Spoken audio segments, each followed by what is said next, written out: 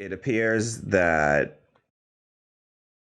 and this was tweeted out by Kyle Kalinske of Secular Talk earlier today, about an hour and a half ago. But it appears that, and this was posted by Mark Bednar, who says in his Twitter bio is a at GOP leader, which comms. So he looks like he some sort of handles communications for some outlet. So he says, Politico labeled Senator Kamala Harris as Biden's running mate that he chose on August 1st, 4 days from now. So it looks like Politico has come out and accidentally reported Kamala Harris as Joe Biden's VP pick. They posted a small blurb on it, and this was posted in a list of other potential candidates. They did an article listing a bunch of potential candidates, and then of all the potential candidates, they highlighted Kamala Harris as Biden's VP pick, as you can see in this image here that somebody took a screenshot of. It says, the text says, Joe Biden chose Kamala Harris to become his running mate for the 2020 election on August 1st. That's 3 days from now, 2 weeks before the Democratic National Convention, after keeping his choice close to the chest for months. In his announcement, Biden called Harris a worthy opponent and a worthy running mate, alluding to the pair's rivalry during the earlier stages of the Democratic primary.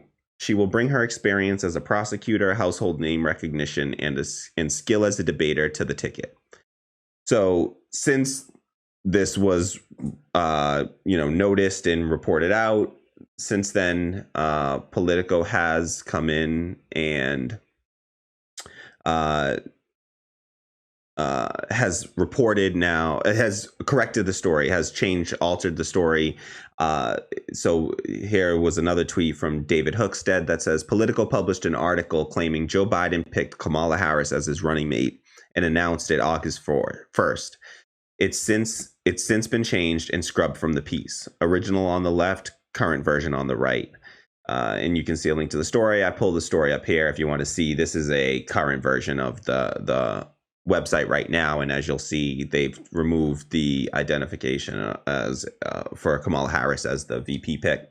So this is something, again, take it with a grain of salt. This is something that does happen sometimes. I mean, there was like a Newsweek article about Hillary Clinton that had been released like days before the 2016 election it was on their website. They accidentally released it early, and it was calling her it was a story announcing her as the winner of the presidential race. And of course, we all know what happened there. So this is something that will happen from time to time. Reporters will write out stories in advance to prep for a story. And so sometimes they'll write that up. They'll have that ready to go, sort of queued up. And they may submit that to an editor or have it in place in a way that it can be accidentally revealed early. And so I don't know all the technical things that go on behind the scenes there. I've never worked within like a newsroom or anything like that. So you just take it with a grain of salt. This is definitely suspect in my opinion. There's a couple things that sort of stood out to me, just that make it feel like they may have potentially been communicating maybe with somebody inside of Joe Biden's campaign, maybe got a bit of an early tip. Maybe they said, listen, I can give you this early so you can prep your story, but you can't report it out officially until I give you the go ahead. And maybe it accidentally got written up in there. But so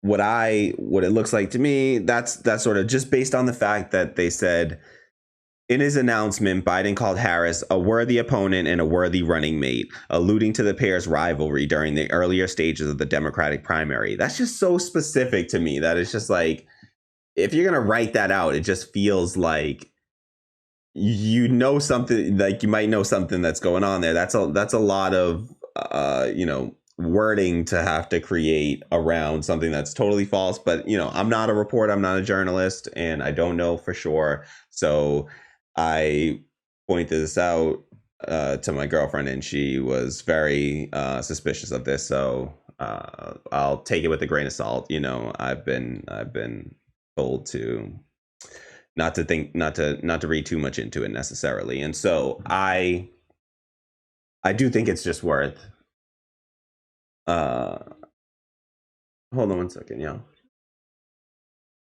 Yeah.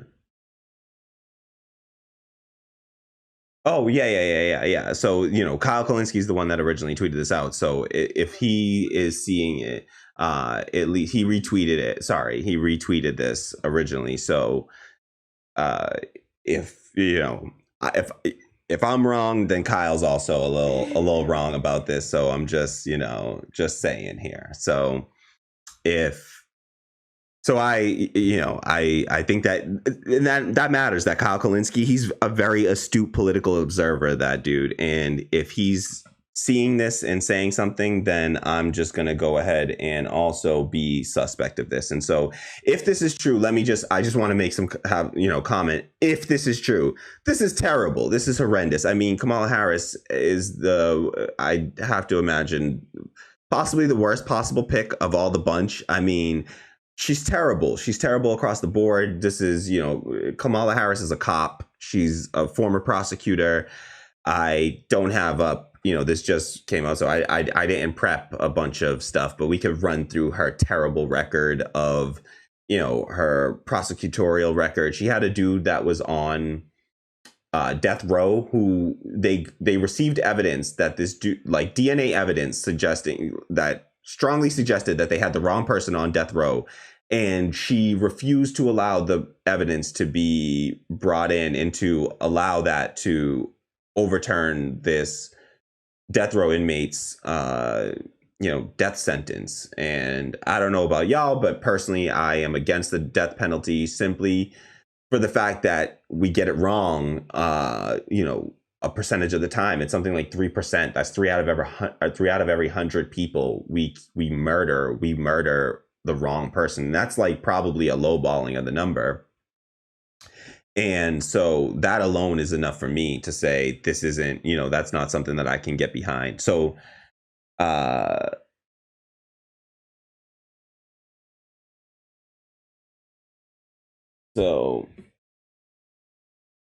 Millie says, I wonder why they just rewrote an entire blurb about Kamala Harris rather than just delete it, because the rewrite doesn't offer anything new or different, if that makes sense. And Thanatos, I looked that up, how to pronounce that. So Thanatos says, yeah, I see Kyle Kalinske's retweet of it right now. It's good to keep in mind whether it becomes confirmed or not if she gets picked. Yes, exactly. So we should keep this in mind for sure, especially that quote, because that's really suspect. A worthy opponent and a worthy running mate. If we see that pop up, then we know this was information they received early. I mean, I don't have too much to say on the Biden thing. I've disengaged a bit from electoral politics because of after Bernie lost the race. I just don't think that it's going to be an effective arena, an incredibly effective arena for us necessarily over the next 4 years, and that we can better focus our time on building democracy close to us and in the places that we spend the majority of our time, instead of trying to beg these oligarchs for democracy. Because, I mean, we got Trump versus Biden, which is a Republican versus a Republican, two right-wing thinkers versus one another. Both want to cut Social Security and beef up the military budget and increase policing. And so, Joe Biden said he wants to increase funding for police. Meanwhile, I'm out here trying to defund police. So, yeah. So just something to take and keep in mind, over the next few days. If this is true, I mean, they're all, what's his pick? Who is he picking from anyway? They're all neoliberal, just garbage picks. So I don't care. I don't care that, I mean, I should, I know he's going to pick a woman, but who else has a woman as their VP, a black woman as their VP? Howie Hawkins, the Green candidate for president. So I'm perfectly cool voting for Howie Hawkins for president. And if identity politics is all you care about, well, there you go. You got a candidate that you can get behind and support already, who already put a black woman on his ticket. And so, he just also happens to support all the policies that we on the left, at least claim we nominally support. So Medicare for all, Green New Deal, raising the minimum wage, $15 minimum, but higher based on cost of living. So, it supports all of that. And so this just, the identity politics of this just grosses me out. Black woman as president, Klobuchar was originally up for it, but after she was connected to the George Floyd George Floyd matter, because she had let the cop Derek Chauvin go free when he had done this before, and chose not to prosecute him before when he had abused authority in the past, and I think killed someone, or at least violently assaulted somebody. But I believe he killed somebody before. Yeah, he killed an indigenous man, I believe, before. And so that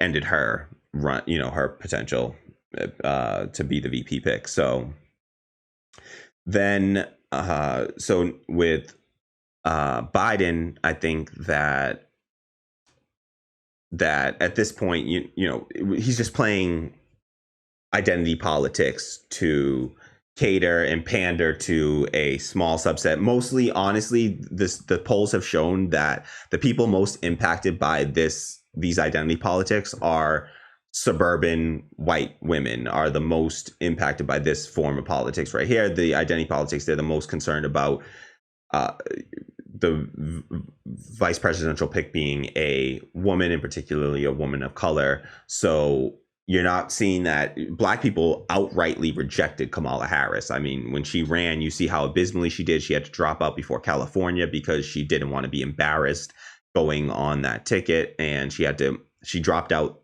I think it was the day or days before she would have been forced to remain on the ballot in California, which would have likely sunk her chances as a VP pick, even because she would have performed so abysmally. And so, I mean, I think that, correct me if I'm wrong here, but I believe Andrew Yang might have been polling higher than her at that point in her own state. And so she was way down there, polling single digits and just dropping week to week. And so she had to get out before then. And again, she just has a horrible prosecutorial record. Her stance on truancy, she was locking up, she thought it was a good idea to lock up parents of truant kids who skip school. She thought that it would be a good idea to punish those children by taking their parents away from them, because that's, and there you go. That's family separation right there. We talk about, Trump with family separation. There goes family separation right there. And we already know about Joe Biden's record on being, the vice, the deputy deporter in chief, because he was the second in command to the deporter in chief. And so family separation and the like is nothing new. Kids in cages is nothing new to these people.